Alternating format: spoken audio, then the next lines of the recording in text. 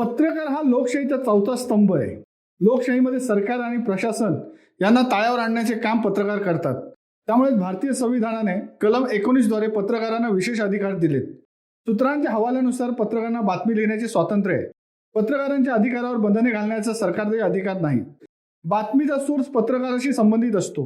बातमीचा सोर्स न्यायालयातील पत्रकार सांगू शकत नाही. तसे पत्रकारावर कायद्याचे बंधन नसते. असे संविधानाने दिलेले अधिकार वापरून उरण तालुका मराठी पत्रकार संघाने उरण शहरासह तालुक्यातील अवैध धंदे, CRZ कायद्याचे उल्लंघन, अनधिकृत भंगारवाले, बेकायदेशीर पार्किंग या विरोधात आवाज उठविला होता. याबाबत वारंवार उरण तहसीलदारांशी पत्रव्यवहार केला होता, मात्र प्रशासनाने याची दखल घेतली नव्हती. त्यामुळे उरण तालुका मराठी पत्रकार संघाने भारताच्या स्वातंत्र्य दिनी म्हणजेच गुरुवार 15 ऑगस्ट रोजी तहसीलदार कार्यालयासमोर उपोषण आणि निदर्शने करण्याचा इशारा दिला होता. तसे पत्र प्रशासनाला सादर केले होते.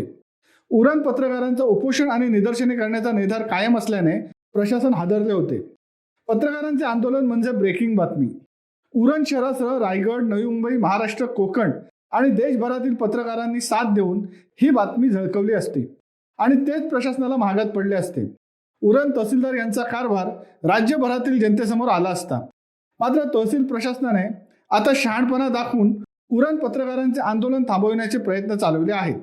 तसे सायंकाळी उशिरा संकेत मिळाले. दरम्यान याबाबत उरणचे तहसीलदार डॉक्टर उद्धव कदम यांच्याशी शिवसत्ता टाइम्स न्यूज चॅनलने संपर्क साधला असता त्यांनी उरण तालुका मराठी पत्रकार संघाला चर्चेसाठी पाचारण केले असल्याचे सांगितले. याबाबत 14 ऑगस्ट रोजी दुपारी 12 वाजता तहसील कार्यालयात पत्रकार आणि तहसीलदार यांच्यात चर्चा होणार आहे. अशा बैठकीचे आयोजन करण्यात आल्याचे पत्र उरण तहसील प्रशासनाकडून उरण तालुका मराठी पत्रकार संघाला पाठवण्यात आले.